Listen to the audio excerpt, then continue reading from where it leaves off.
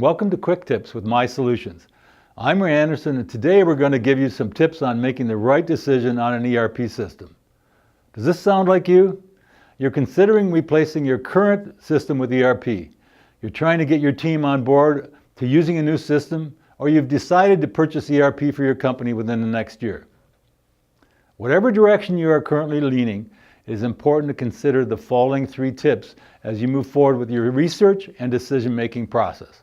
1. Meet with your team to determine priorities, outline struggles, and allocate tasks.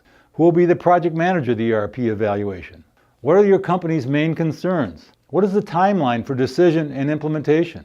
What's the company's budget? 2. Use a business process analysis which describes the processes involved, parties participating, information exchanged, and documents produced in a business. Understand your current process.